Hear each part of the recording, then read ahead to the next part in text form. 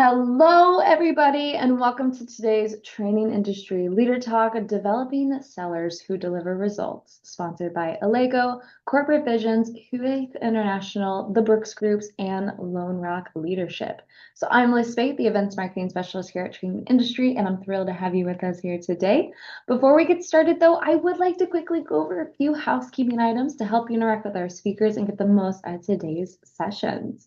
So if you haven't done so already, let's open up those chat windows now and let us know where you are joining us from today. I am broadcasting live from sunny Raleigh, North Carolina, and it is a pleasure to have you with us here today. While you are putting where you're joining us from in the chat, feel free to use this for any comments as well as questions. All questions will be addressed during the event, so please do not hesitate to plug your questions throughout in the chat. And once the session ends, a brief survey will appear in your browser. Please take a moment to share feedback on the session, speakers, or anything else you would like to share with us.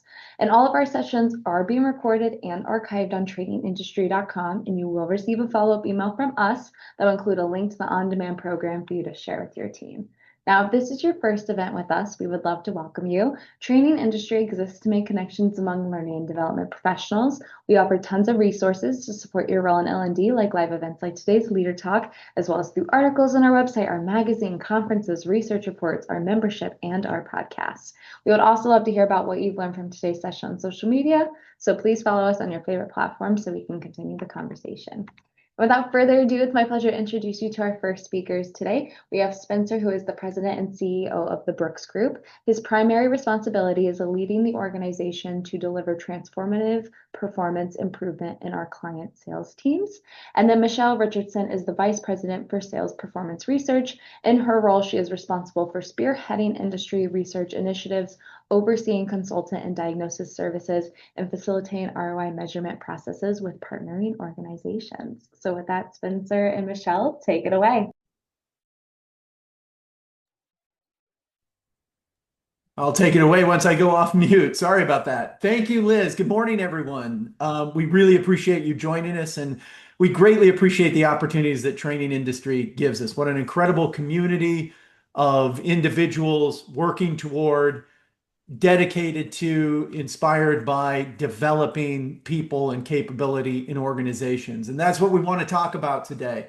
We want to explore building consultative selling into your sales process. And the reason for that is because we are passionate, particularly in this environment that we're in right now, in helping salespeople go from wherever they are to becoming walking a path to being trusted advisors. And the reason that's so important, particularly in this age of AI and technology, is because we have so much today that amplifies individual human behavior.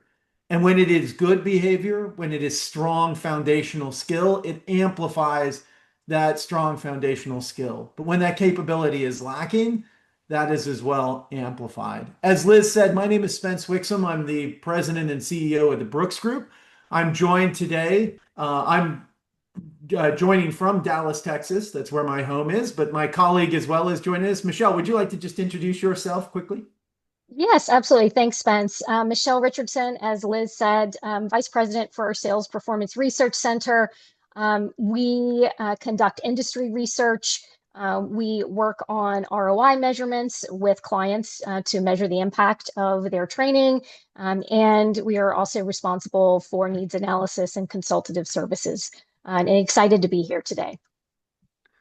Great, thank you. We have 45 minutes today. We have some new research that we'd like to walk through and share with you a few trends and recommendations that we're seeing in developing people in today's environment. So we don't want to waste a lot of time getting into that. We also have some additional resources that we'll be sharing with you that go deeper into the principles and the ideas that we're talking about. In particular, we have some additional resources that talk more about how to connect some of the behaviors, skills that we're going to be talking about to technology and AI. So we're eager, if you're interested in having more of that conversation. What we would like to do is have an active chat as part of our presentation today. So please put your questions and your comments there. Michelle and I will be monitoring that as we go and responding as best we can to your comments and questions as they come in. But without further ado, I'd like to turn it over to Michelle, who will give us some background on the research that we did, and then we'll start diving into and exploring the findings. Thanks, Spence. And again, I'd like to reiterate as well, we do want to hear from you. Drop comments, questions in the chat, particularly if anything that we're talking about really resonates with you, or again, as you have questions or want to go deeper. So this, the topic that we're going to be talking about today is based on an output from our third annual research study. We survey senior sales leaders each year to really understand what their top priorities and challenges are and how that impacts development priorities for the year. So as you can see, this year's research, we surveyed 270 North American B2B sales leaders. These are senior leaders, everything from CEOs, presidents, chief sales officers, senior vice presidents of sales, et cetera. So these are primarily leaders of sales leaders. We surveyed across 14 industries and organizations with greater than $50 million in revenue. And you can see the distribution of sales organization size there as well. So a range of sizes. No more than 12% of our responses came from any one industry. So we wanted a kind of a balanced view across different industries so that it is not heavily skewed towards one industry or the other. And as we go, we're going to be sharing trends specifically around sales process and consultative selling skills and what that means for you, for all of us, as learning and development professionals looking to develop sales teams. So let's dig in to our first finding. One of the key findings that we found in this year's survey is that sales process adherence is high. But we also found that not all sales processes may fulfill the same purpose. And so what do we mean by that? Well, 94% of our survey audience indicated that their company has a well-defined sales process. And we know from our previous research that a well-defined process with high adherence does correlate with stronger sales results. But we also found 40% of our audience said that implementing a consistent process or methodology is a challenge that they want to resolve. And then 38% also say that consultative selling skills are in their top 3 sales training priorities. So they have a well-defined sales process, but they're also looking at implementing some consistency or customer-focused methodology and skills. So that led us to really ask and dig deeper on, is having a sales process alone enough to drive the right results, right? So is your sales process really driving the right focus and behaviors for sellers, right? Is it leading to a customer experience that builds trust and demonstrates value that really positions sellers as trusted advisors? So Spence, anything to add here on this research before we go forward? Yeah, here's what I've been thinking about as relates to this. I think corporate adherence to sales process is clearly quite high. As you were saying, Michelle, the vast majority of organizations will say we have a process articulated. And as a organization, broadly, we're trying very hard to adhere to that process. But at the same time, what many organizations are telling us is a key struggle of ours is that consistent individual adherence to the process. And here's what I think is happening. And a lack of confidence that the process is in fact driving the kinds of skills and behaviors that we truly want. I don't think we're fully selling our sales processes internally enough. There is a broader why to a sales process that we are not engaging in. I think what's happening is we are saying, as it relates to the process, if you do X steps, you will get to Y. And what is the Y outcome that we're typically focused on, which is closing business, right?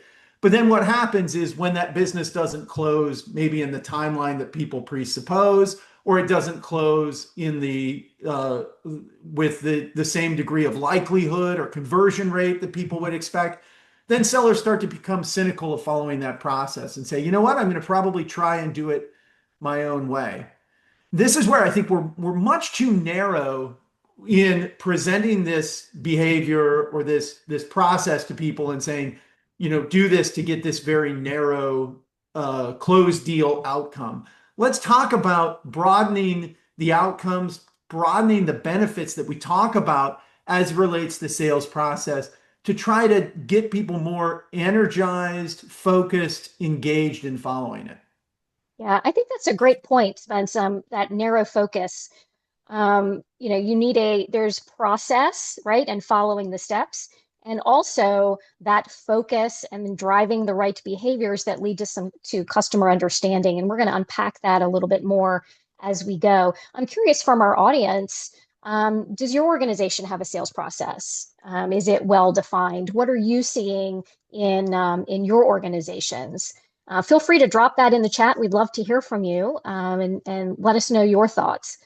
We know that there are benefits to a sales process, right? It aligns the team around a common language, so that everybody knows kind of what steps that they're in, and what to do next. It can drive that consistent sales performance, particularly when it has that right focus. We know from our research that organizations, in fact, this very research that we're talking about, organizations last year overwhelmingly met or exceeded their revenue goals, but their percentage of team to quota was low, like less than 60% of organizations had their teams on track to hit quota. So they were meeting their goals on the backs of a few A players. So we want to drive more of that consistent sales performance. And we also know that processes can increase sales effectiveness and efficiency.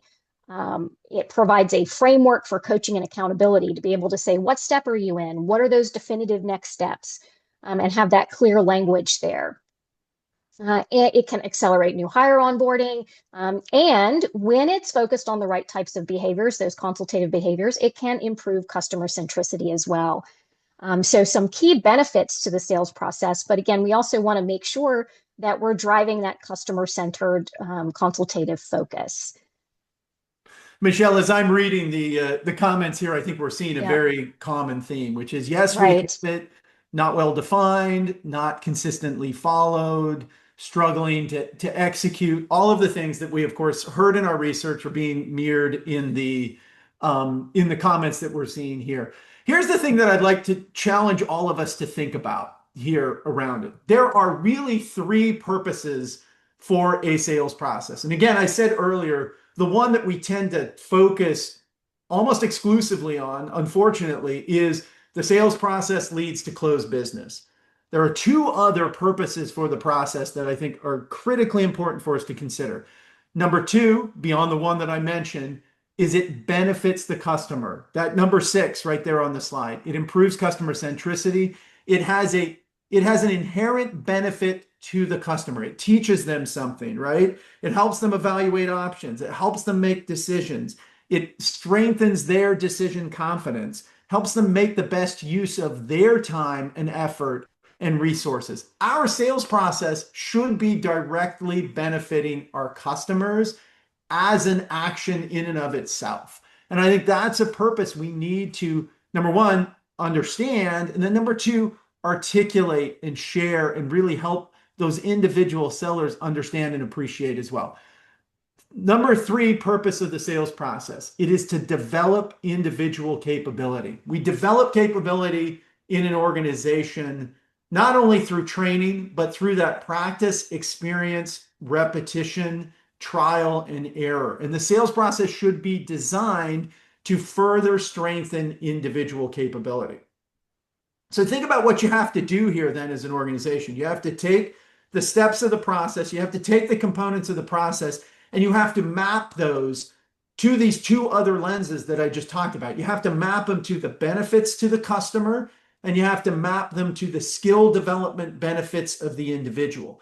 Once you then have that mapped out, you can communicate that broader why out to the organization to drive greater adherence, because your individual sellers then see, okay, this isn't just a process to close deals, which works at times, doesn't work at times, needs to be flexed, needs to be adjusted. But this is also a process that makes my customers smarter, better in their business. This is a process that makes me a stronger, better, more capable practitioner of my craft. With that Great. broader why, you get to better adherence.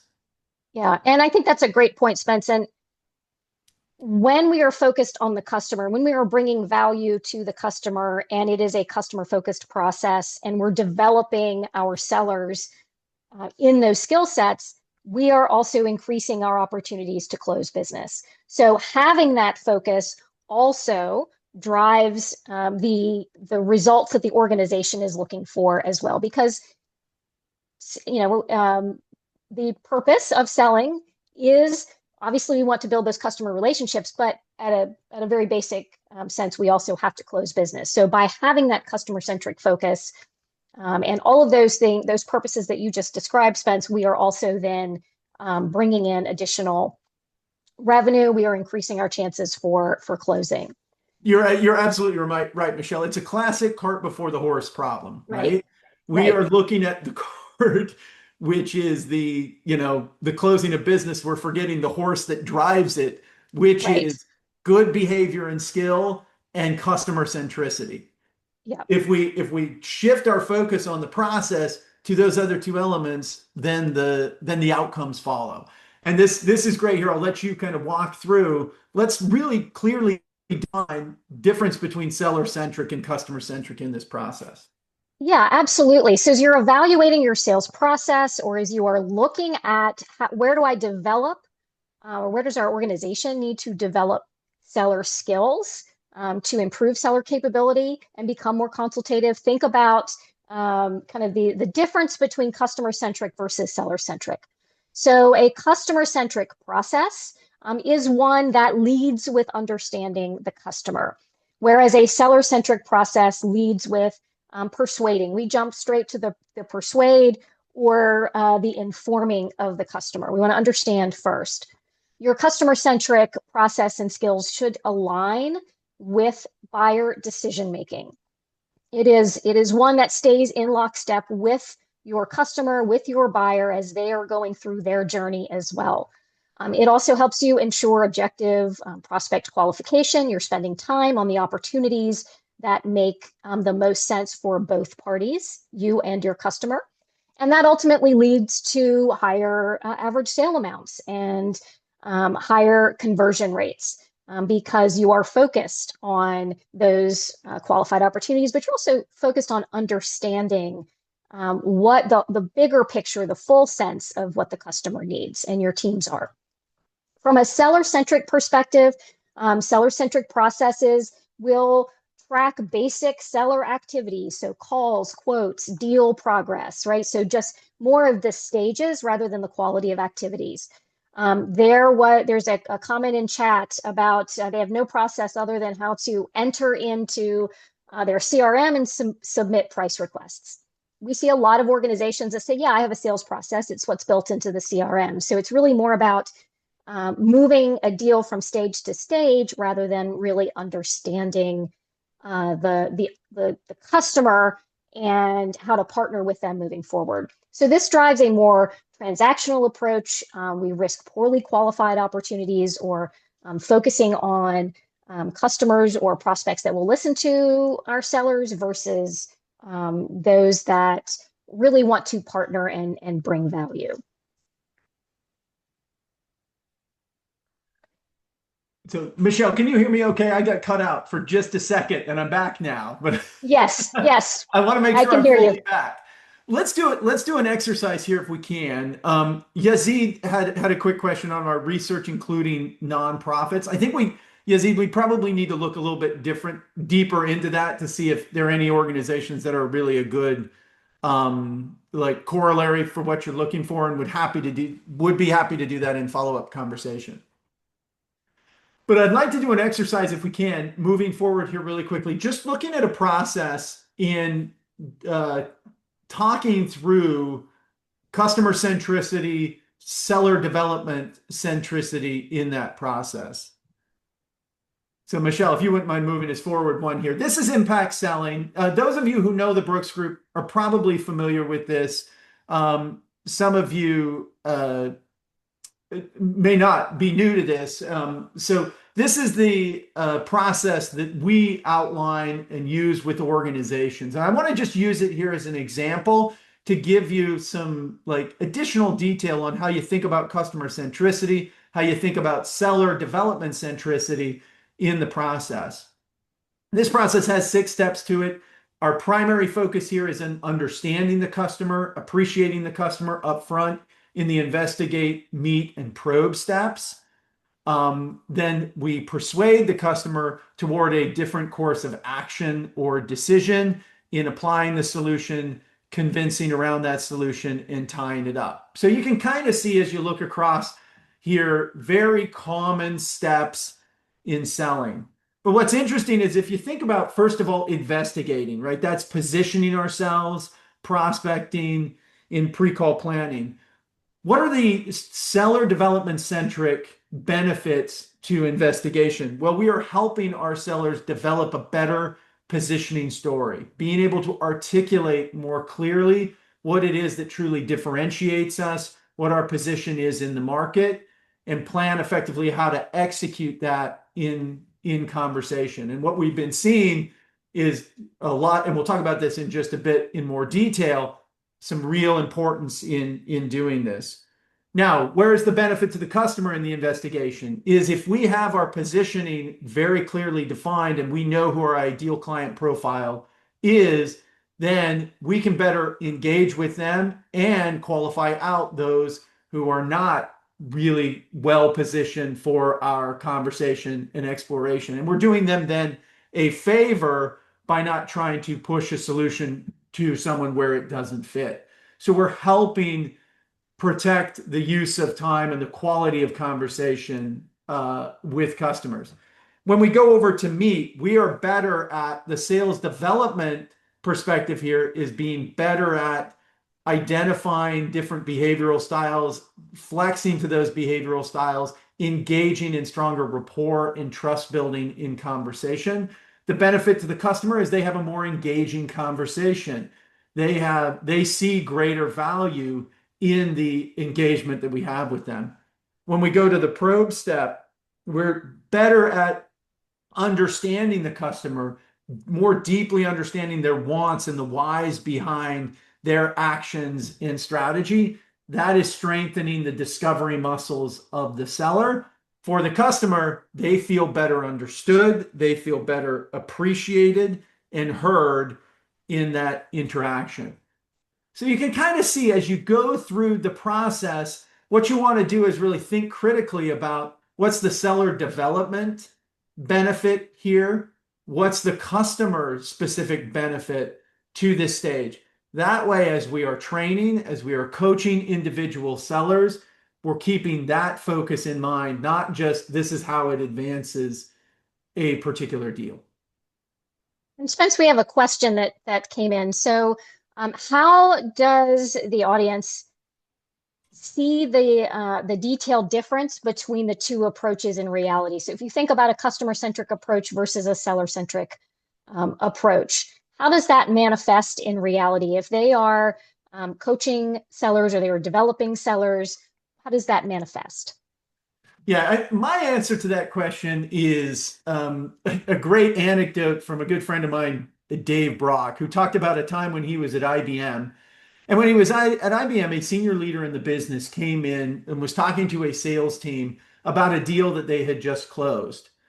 And the senior leader in the business at IBM asked the seller who had been the key player in that piece of business, what did they buy it for? And the answer of the seller to that question was, well, they bought it for $350,000. And the senior leader repeated the question, what did they buy it for? And he said, well, they bought it for 5 years at $350,000 or whatnot. He asked the question again, what did they buy it for?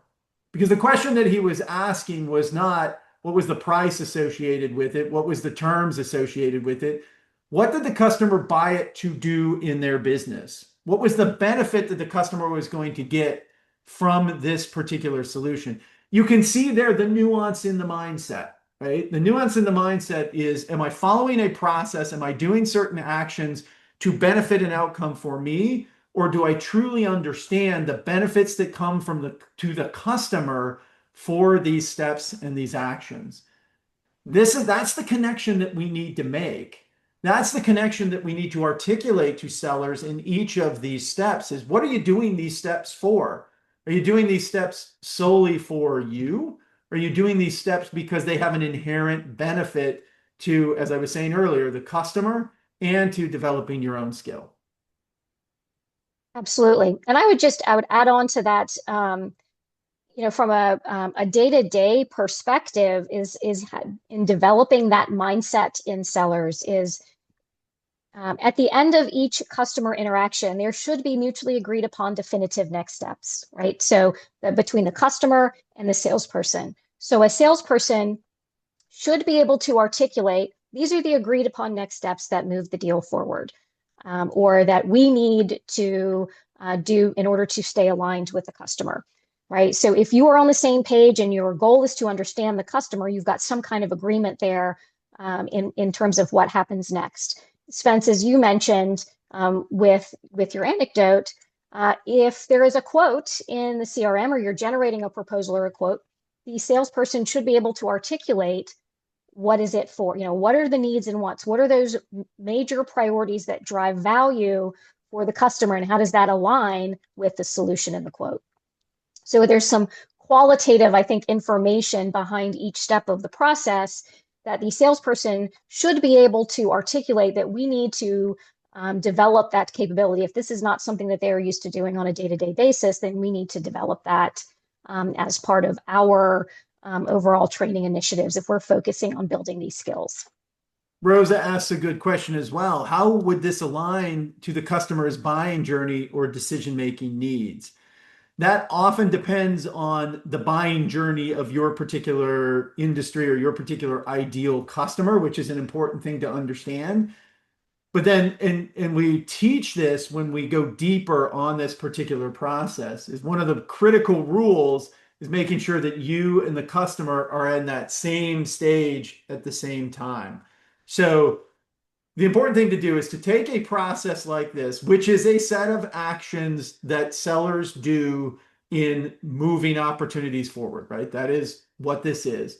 But then identify the benefits to the customer, identify the benefits to seller skill development, understand your ideal client profile and the decision-making process that they go through, map the two together, and then develop your people to understand, I need to be matched with that buyer in their decision-making process. I can't be trying to tie things up when they have not yet felt understood or appreciated in what it is that they're trying to accomplish, which is a huge mistake that sellers often make, right? We run through the understand portion very quickly to get to the persuade, because that's where we think we can drive or control outcomes, and we find that we're way ahead of the customer. So the answer is you've got to map it to that decision-making process, but that decision-making process will be inherent to your ideal client profile. Some will move quickly, some will move slower. You've got to understand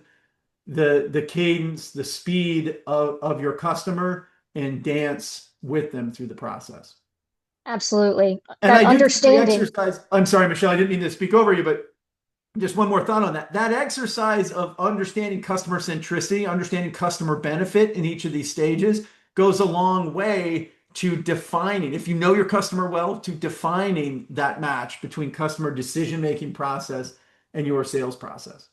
Yeah, yes, exactly. And that's where I was going with that, Spence. That understanding is not just what does the customer value from what I'm selling or from what your sellers are selling, but also what does that process look like? It's more than just trying to identify a need for what you and your sellers have to provide, but also how do I stay aligned? And that's as much a part of that understanding process and that qualification process as trying to match up the right solution to the need. It's a much more holistic picture.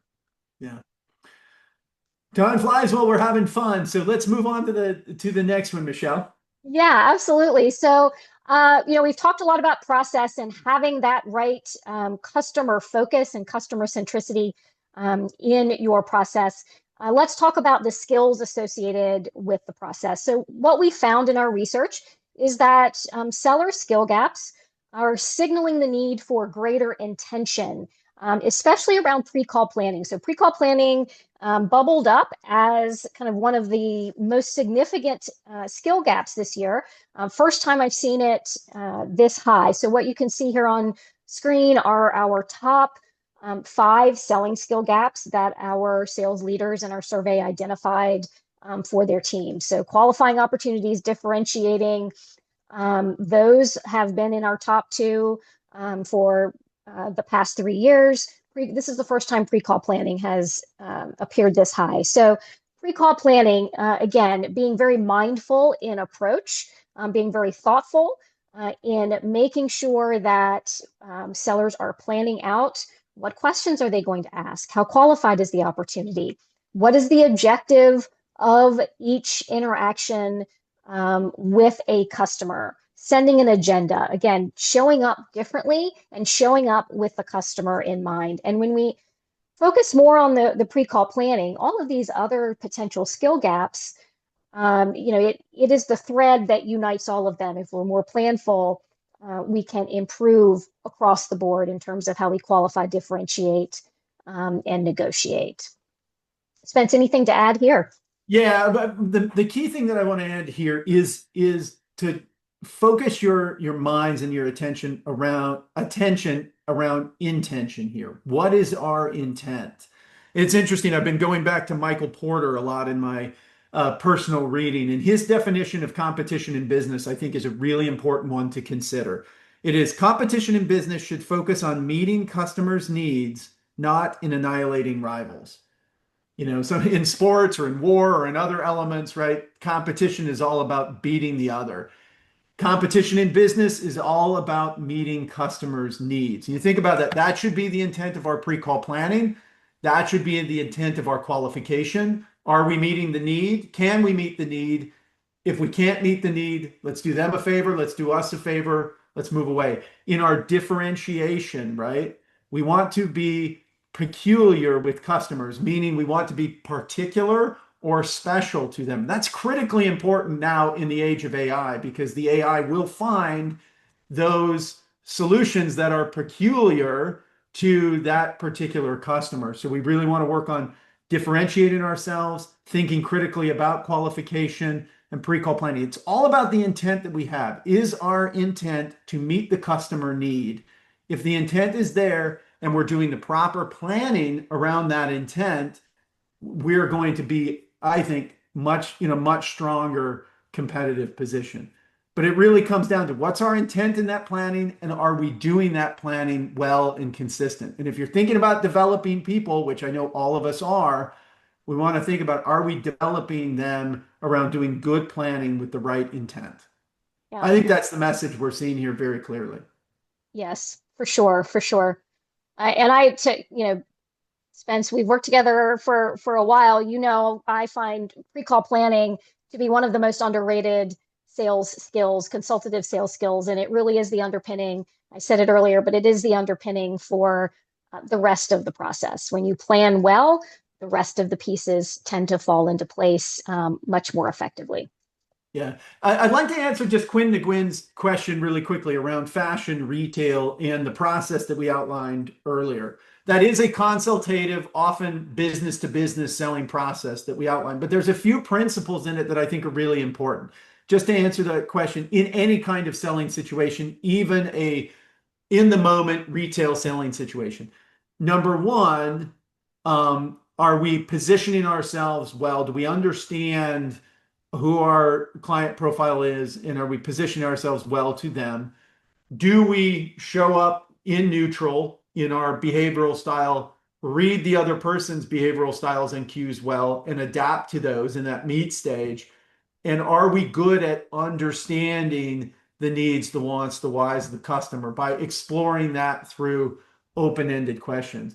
I would really focus a lot on that discovery element of the process in a sales motion like you're talking about there, because I think they apply even in a very short sort of one-time interaction.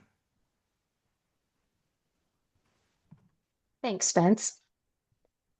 Now, taking a look a little bit deeper there on our sales skills or consultative kind of value-based skills, we just looked at skill gaps, some of those top skill gaps that our sales leaders identified as challenges for their teams. We also asked about sales training priorities. And what we found is that their sales training priorities did not always reflect that customer focus. They did not necessarily align with that need for a customer-focused process, a customer-focused approach. So as you can see here, our top training priorities for 2026 based on our research, these are the top three. Qualifying opportunities, consultative value-based selling approaches, right there in the top two. Product knowledge is in the top three. It's number three. And product knowledge is important. So I don't want to say it's not important. But what we have found is organizations often over-index maybe on product knowledge, something that is really more about informing or persuading the customer, talking about the features and benefits of what we offer versus, again, the understanding. So some of the more consultative selling skills showed up lower ranking on the list. Things like qualifying opportunities, pre-call planning, questioning skills, for instance, account management, planning, prioritization, were much lower training priorities. So as you are evaluating, how do I build these consultative skills in my team? How do I build a customer-focused process?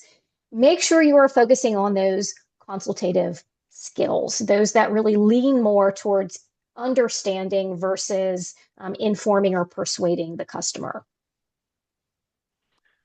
And Rosa makes a really good point there. Knowing the product doesn't mean you can sell it well, right? Knowing the customer and knowing the needs of the customer is very helpful in being able to sell whatever that product is. I think hopefully this is kind of a sort of a capstone concept that we're talking about here, which is we have got to line up our training priorities to customer centricity in the sales process. That's the connection that we've ultimately got to make. We've got to think about how is everything that we're doing aligned to serving for the best possible experience, journey, supporting the journey of the customer. In the interest of time, there's a couple of things that I want to just touch on that people have been putting in the chat. And thank you so much for doing that. Just Marilyn, really quickly, a template for sales training in food manufacturing. We have some very particular ideas about that we'd love to discuss with you more. Please connect with us either on LinkedIn or email us or some way. We'd love to connect with you to talk more about that because we've had some experience in that area. David, thinking about the sales process, does it interact with customer service? It does in principle. This, I think, is the really important thing to think about. In that process, there are some, as we are saying, capability development and customer-centric principles throughout that process that need to mirror between your sales process and your customer service process. Meaning like the foundation, the core principles need to be the same. They need to be lined up. The intention, the purpose needs to be the same, needs to be lined up. Would love to have more deeper discussion on that. That's a really interesting topic to explore. One thing I wanted to point out here, Spence, too, on these, as you're thinking through and trying to prioritize building more customer-centric skills, I would encourage organizations, if you do not use some kind of skill assessment, to use an objective assessment to evaluate the skill set of your team. That way, you know that you are focusing your training efforts, your development efforts in the areas where they need the most lift.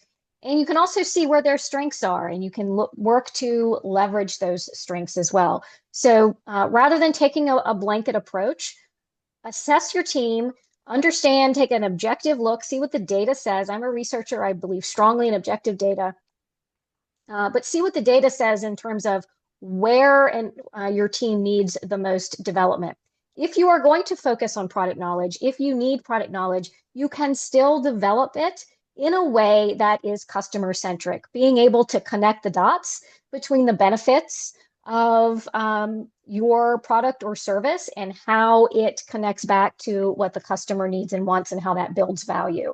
So there are ways to focus on even more seller-centric type skills in a customer-focused way. But I would, again, start with some kind of assessment to really get an objective view of where you need to develop. No, that's a great point, Michelle. And one more point that I would like to make on top of that, if you can go to the next slide quickly, is yes, assessing the skill set is very important. Also assessing the mindset, the focus, the attention of the sellers. It goes back to that point I was making around the what did you sell it for, right? Where is your mind? Where's your intention? And what we see with sellers, and you'll see this in basically every organization out there, is a certain percentage of your sellers are just focused on survival and quota and hanging on for the next day. That's where their mindset is. That's where their focus is. But a big portion of your sellers, probably the majority of your sellers, are focused on understanding your product, their income, their ego, their activity, getting their business closed, right? Both of those categories to the left-hand side of this slide are seller-focused, are self-focused categories. You need to understand that mindset and that intuition in your sellers because we need to shift it collectively to the right. If we are focused on surviving in quota, or if we're focused on ourselves, our income, our ego, our mind can only think of one thing at a time. We are not thinking about the customer's needs and the customer's wants. We have some tools, very interesting tool called the Selling Skills Index that we use that can both evaluate the knowledge and also the mindset and the intuition of sellers. Is it focused on them? Is it focused on the seller? Taking that as a baseline can really help in the development process of opening up sellers' minds to where they are focused in thinking and where they need to shift that focus in thinking. Thanks, Spence. So really quickly, customer-centric sellers, here are some key behaviors, some key outcomes that you should expect to see. They prioritize the right opportunities. They identify what the customer needs, wants, perceives as value. That allows them to differentiate offerings against the competition and determine and navigate the customer's decision process. All of this comes from really having that customer-centric, customer-focused process. And then finally, some strategies. So how do you move forward based on what we have talked about today? So we'd recommend that you examine the purpose of your sales process. Really emphasize intentionality and pre-call planning. That's one key skill that our research highlighted is critically important and a big gap for a lot of sellers. Align your training priorities with those customer-centric skill gaps. Using something like an assessment can be very helpful to identify what those gaps are for your specific team. And then you want to develop those customer-centric skills and behaviors.